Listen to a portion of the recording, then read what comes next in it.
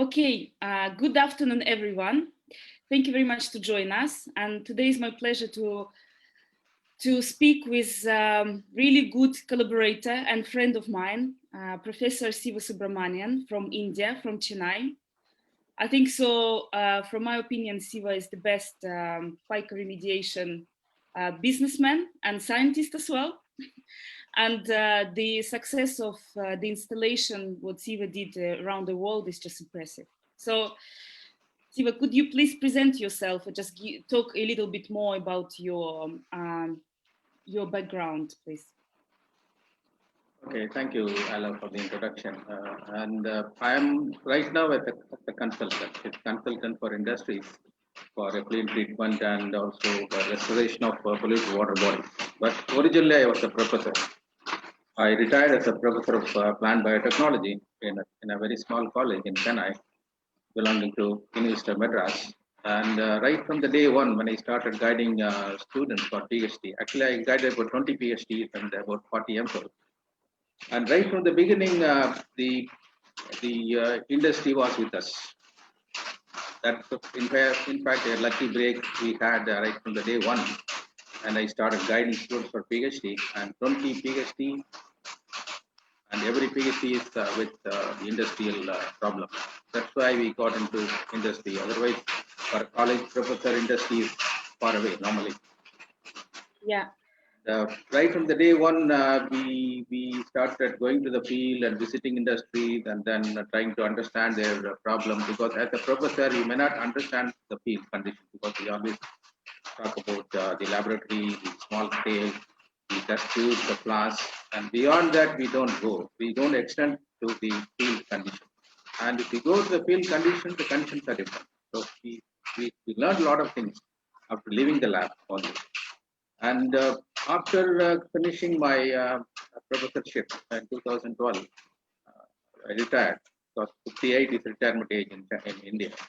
So we retired at 58, and I joined my own institute called the Phycospectrum Environmental Research Center in Chennai, and started doing hardcore commercial kind of application of algae for initially for mostly for industrial wastewater remediation in India and also in Colombia. In a number of projects we started. As early as 2012-13, we started our projects in Colombia. And in India, very recently, we also started focusing on the restoration of polluted water bodies, which is a very big problem. Although the field conditions are different from the lab, between industry and natural water bodies, again, there is a lot of difference. So for industry, everything is in a controlled environment. You can play with all the factors almost. You can control all the factors and make it happen because it's completely artificial. Whereas natural water bodies like rivers, reservoirs, or drains, or ponds and lakes, they're natural. So you cannot play with all the factors. If you start playing, it will be very expensive. So we normally say in industries it is 99% trick, 1% nature. In natural water bodies, it is 1% trick, 99% nature. So, Yeah. So that's how we started. And very recently, I think during COVID, just before COVID lockdown, I was traveling in Colombia for more than 2 weeks and starting some projects. And also we met government agencies. And in August 22nd, that is just 2 months back, we received Latin American Green Award 2020 for one of our projects that we did in Sucre. We actually partially restored a very big swamp in Sucre. In fact, that project we called the Phyco Sucre 1. Now we are going to Phyco Sucre 2 for 10 times more funding than before, because after we got the award, we got the publicity needed, and all the government agencies are with us now, and the governors, the mayors in Colombia, they all started visiting our facility. And this November, I think I was supposed to travel and visit some mayors there, but because of COVID lockdown, I'm now to go. And in India, we started restoration of polluted water bodies in a big way. And very recently, we started a project in northeast India, in Meghalaya, where we have a lot of mining activities going on. Because of the coal mining, the seepage of sulfuric acid goes into the rivers. Rivers are very clean otherwise. But because of the sulfuric acid, the rivers got acidic, 2.5 to 3.5 pH, and there is no life in it. And the rocks, you see a lot of sulfur coating and all. Now, the Meghalaya government has given us a project to restore the river, one of the rivers, and I think we restore it properly with success. I think we are going to get more projects, and it's very challenging. Well, it's very challenging because so far we have been working with the natural water bodies which are alkaline, more than 7 or 8. But now you are talking about 2.5 to 3.5 pH, which is acidic, and we have to correct the pH, bring back the entire food chain. It's really challenging, definitely. Okay, yeah, it's really impressive. Thank you, and congratulations with the award. I think it's really nice. Then it's recognized as well because for commercial project, that publicity is very important. Absolutely, like everything. Yes. Lots of things. Publicity is now important. Although you have golden technology, if it is taken by the government, and absolutely, but it's good. It's good. And we are lucky. Nice. Yeah. Although the COVID has come to stop us, but no problem at all. Everyone else, yeah, we still can carry on. Good. See, we now find the online tools, just to promote our research and activities as well. So we'll just carry on with it. Right. Okay. I can see quite lots of people attending this session. I'm really impressed. So thank you very much.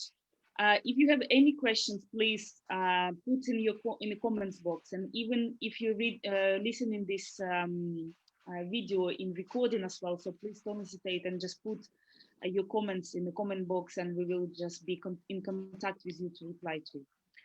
I have prepared few questions for Siva because he has lots of experience and maybe can sort out us in terms of his knowledge and experience.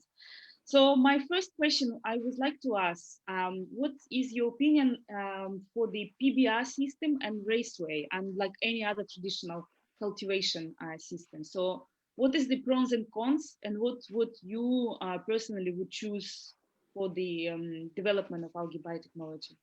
Okay, it's a very good question. In fact, we have been debating this for every day, almost. But every system has its own plus and minus. So you cannot just say this is good, this is bad, and all that. So it depends on what you want to do. In fact, for the last 20 years, I've been focusing on industrial wastewater treatment. Nowhere I used raceway pumps. The main reason is it occupies space. Yeah. And the loss due to evaporation, because in industrial wastewater, you have to recycle the water many times or discharge the water with all the parameters in minimum. So if you start evaporating with a very shallow raceway pond, and which is also occupying a lot of space, which is not available anywhere because space is a problem.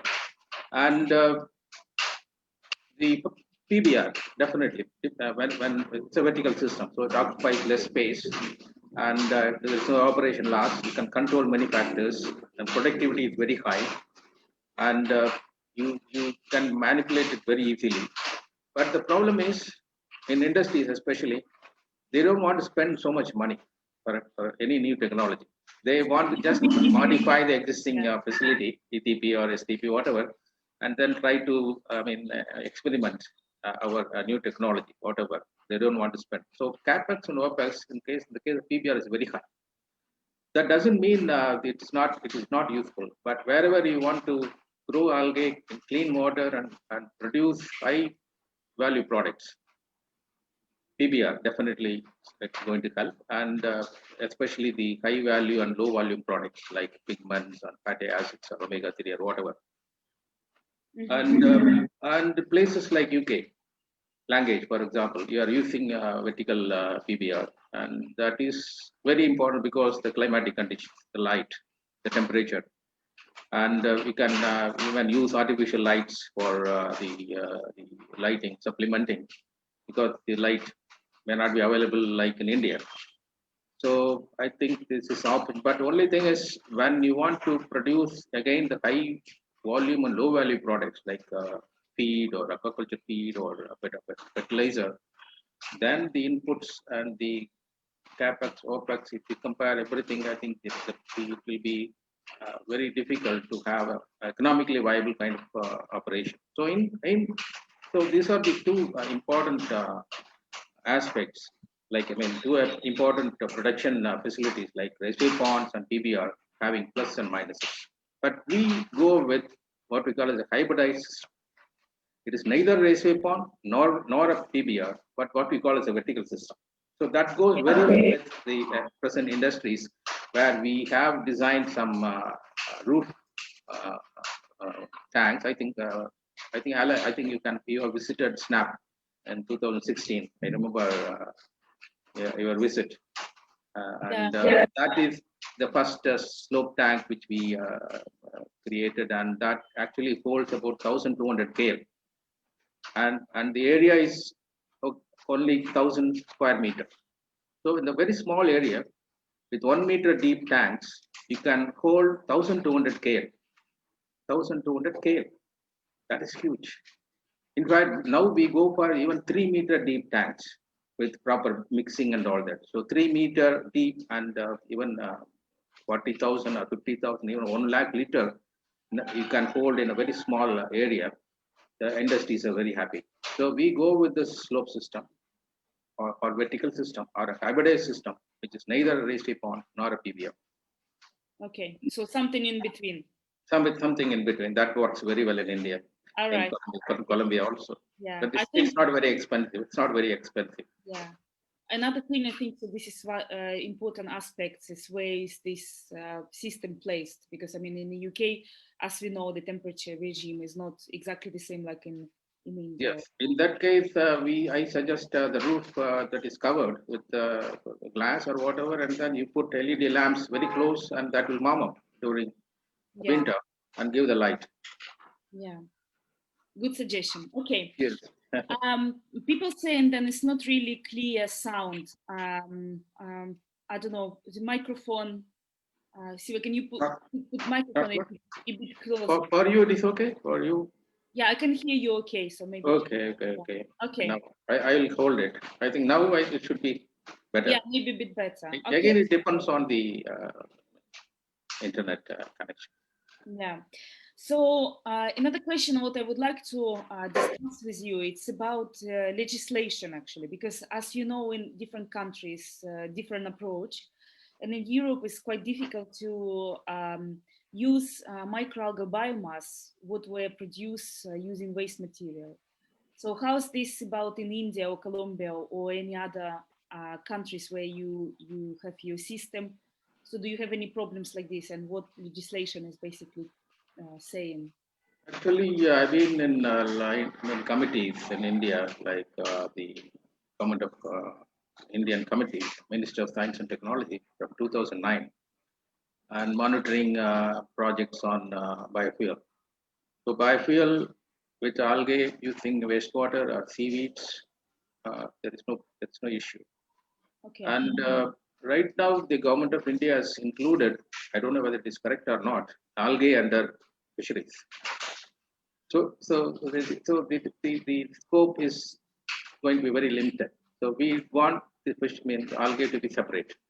If you put it under fisheries, it will go as a food chain or aquaculture feed and something like. I mean, very limited because now the openings are big for algal technology. And in Colombia, the only thing they insist is don't bring anything from anywhere. Right. Use the local. In fact, when I started the first project in 2012-13 in one of the oil drilling companies in Colombia, the company called as Pacific Energy, that is second biggest in Colombia. They said, don't bring anything, any alga from anywhere. Even within Colombia, don't bring. So I had to stay in the oil camp, oil drilling camp, the horrible experience for a month to isolate the local species and then identify and then use. So that is what they are very strict about it. So they don't want anything brought from their own country, I mean, from another district to another district. So that way, it's good. I don't blame them, but it's very good. But as such, there is no solid policy in India. I think it has to come. Now people are looking into algae for various. In fact, the spirulina cultivation is going very big. Now people are going into a very limited way on Donaliella and also Hematococcus. Not a big way, but the it's just starting. I think the government of India will realize, and we are talking about PICO remediation and PICO plus technology. I think it has gone to their government right now, and I think they will come out with some stronger policies of utilizing this and then making things very easy. Although we are not in any difficulty in India using this algae or microbes. That's the situation. Okay. Because as you know, in Alg-Ad, we are hoping to close our cycle in circular economy and to use the biomass for animal feed development or aquaculture feed. Basically, we now working with legislation organization as well, and also would like to prove that this biomass doesn't contain any biological contaminants, and have a Yes, when you again it depends on where you want to use. If you want to use it as the feedstock for biogas production, I think it's easy. Or if yeah, you want to burn it as a fuel, or you want to briquette it and burn, there is no problem. But you want to use it as a feed. Yes, again, I mean, everywhere the regulations will come in. yes, Definitely, yes. definitely. That regulation is there. Yeah, I mean, just like I always like personally think then to use this biomass like for the biogas production, it's a bit shame because it's quite valuable biomass, Yes, yes, but again, it depends on the quality of the biomass. Yeah, When absolutely.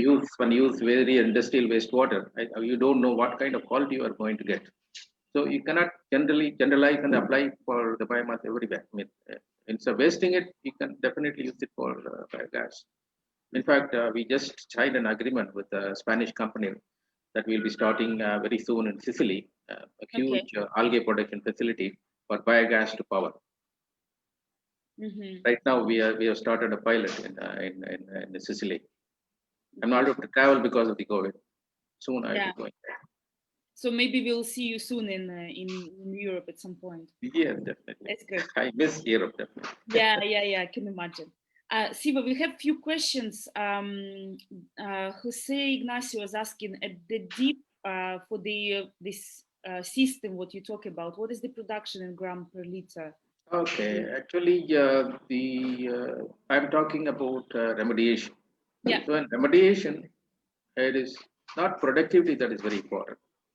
What is important is what is the intent, I mean, density of algae that you have to maintain to get the parameters reduced.